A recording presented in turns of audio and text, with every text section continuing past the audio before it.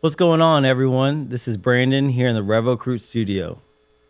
Today, we have our first school that joined our RevOcruit powered program. Coach, can you introduce yourself?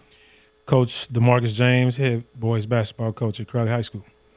Man, Coach, so the first thing I really wanted to start off today, you come from a household of coaches. From your dad, a legendary coach. He coached at college. He coaches at high school. He's at DeSoto. Tell me a little bit about like that journey growing up in a coach's environment. Well, from a young age, I was around high level basketball from the time that I can remember. Being in those gyms, he coached at Dallas Carter back in the day, and that's my first real memory of being around him and being in the gym. Growing up, I grew up in Waco with my mom, so we moved back to Waco, I think when I was around 2.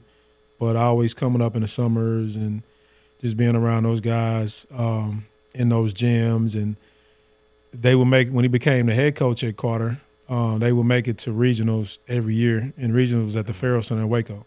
So that was like a holiday. Like they'd come through my neighborhood and pick me up in the charter bus. And I wasn't with him at all the whole weekend. I was with the different players and running in different rooms and things of that nature. And, it just, unbeknownst to me, it just kind of set the foundation for me in terms of both being a player and a coach, which we'll, touch on here, I'm sure, soon. Yeah, very cool. Well, again, growing up in Waco, so where did you go to high school and kind of what did you achieve at your high school? Went to Waco High School, graduated in 2002. Played football early on. I stopped playing football and just decided to stick with basketball. Played for Oliver Jones, God rest the dead, in high school. He had some really good teams coming up through, when I was in elementary and middle school, and I just want to go and continue that tradition because my mom and my uncle both graduated from Waco High. Okay. And, I had a steady career there in high school. I was a little bit of a late bloomer in terms of basketball. Honestly, me as an adult now, I realize how entitled I was because being around good basketball players around my dad when I was younger, I just automatically thought that was going to be me. I was next. And, ended up graduating and moving on into the college realm. Okay. So, Coach, tell us a little bit about your college. So I graduated from high school and I went on to University of Texas Arlington. And believe it or not, I was a preferred walk-on. Okay. Eddie McCarter was the coach. And a relationship thing, his son and myself, we both played on the same summer team, which my dad actually ran, Dallas Slam and Jam back in the day. And so I had a relationship with Coach McCarter already.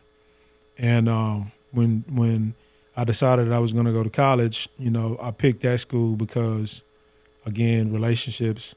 My oldest cousin, one of my cousins that played at Carter, Anthony Good, and then Robert Washington also played at Carter. He was on one of those teams. He was on a team that lost in the state championship.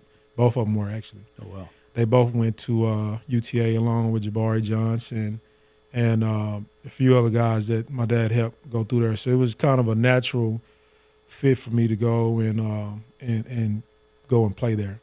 And so I played for 4 years. I walked on, but ended up receiving a full scholarship. Oh, wow. Yeah, and we had a lot of success. We won the first regular season conference championship my sophomore year. Oh, wow. Yep, pretty cool ride. We didn't get a chance to make it to the tournament.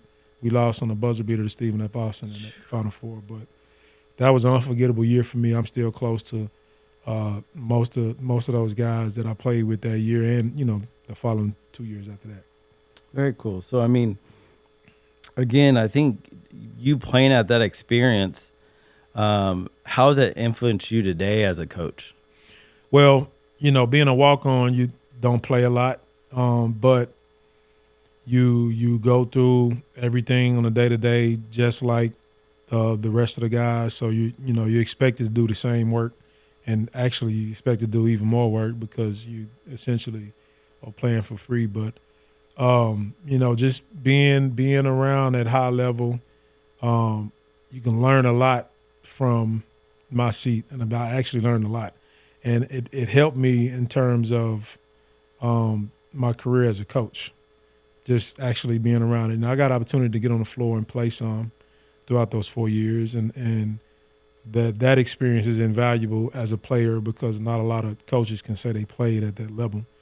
But I really learned a lot in terms of learning from my coaches on a day-to-day, learning from my teammates as well, learning from different guys that would come back that graduated and played, and then just learning from watching and seeing and the game planning and the scouting and, seeing what worked and what didn't work and adjustments and things of that nature just kind of helped me in my foundation.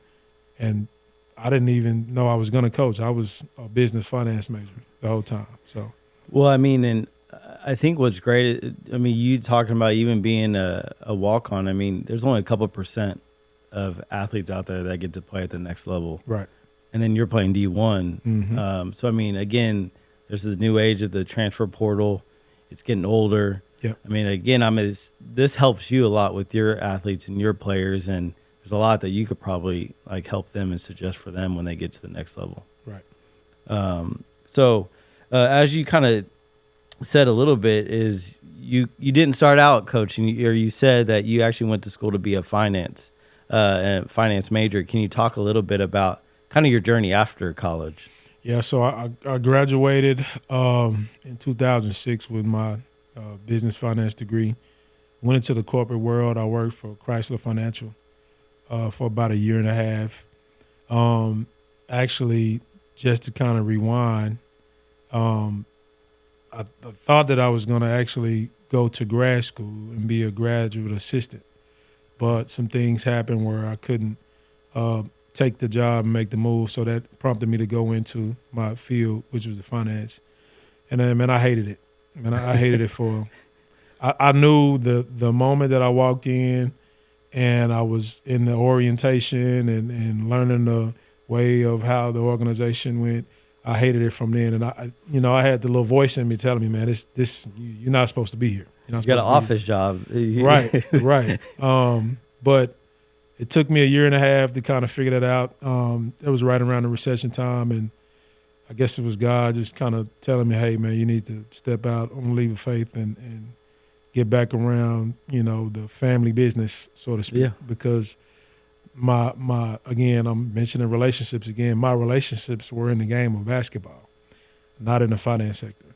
Although the finance sector is a lucrative industry, we ran into the recession around that time, and obviously a lot of times the first guys in with the lowest salary is going to get cut first. You know what I mean? So again, God telling me to step out on faith, and I got to let go, and I went back to school full time and finished up my my master's in management, all while working on my teacher's degree. Oh, wow.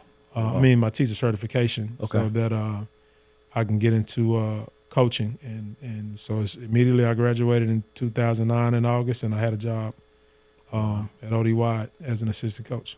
So how did that transition? Again, you're talking about relationships. Yeah. So how did ODY? Did you have a mentor or somebody, or how did you get onto that coaching staff? Derek Daniels. The great Derek Daniels, Shake D, that played at the University of Houston, Fort Worth Dunbar alumni. Okay. He was assistant coach on the women's side at UTA at the time. And when I graduated, he moved over to the men's side. Okay.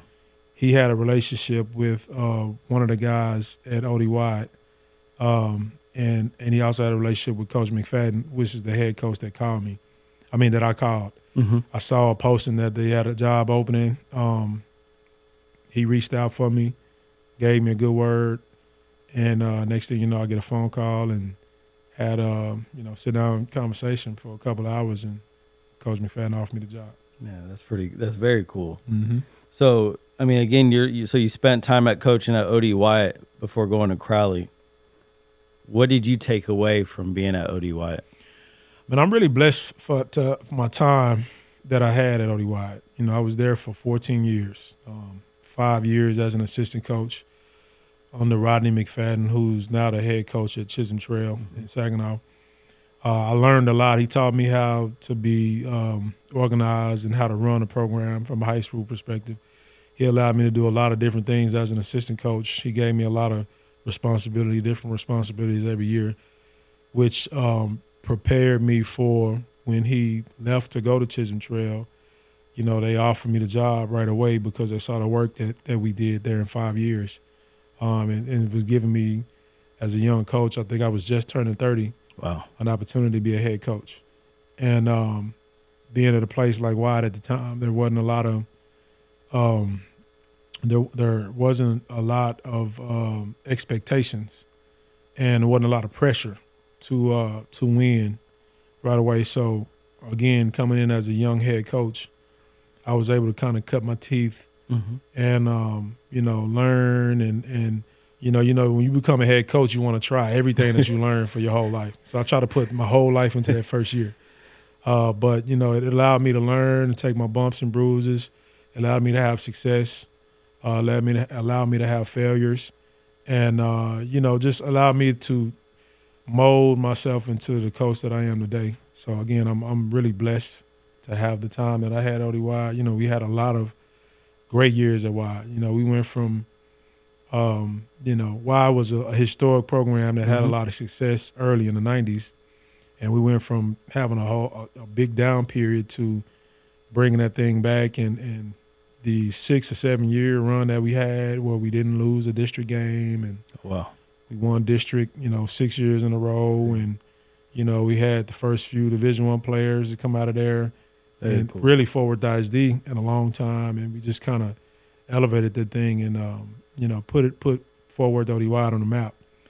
So again, I take those experiences and I hold them near and dear to my heart. I call it the Mecca, man, because it's the Mecca for me. Yes, sir. As a coach.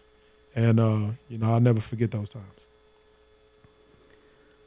So now you're at Crowley, but I think for everyone, can you maybe explain a little bit about your coaching philosophy that you kind of probably started since you? Yeah. So, again, I'll go all the way back to being around my dad.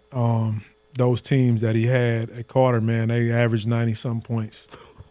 Yeah, a game. This is back in the day? Or you did? Yeah, like mid-90s. Yep. Wow. And, you know, I think he kind of took that from those old Arkansas Razorback teams that the 94, you know, 40 minutes of hell. I was getting 94 feet.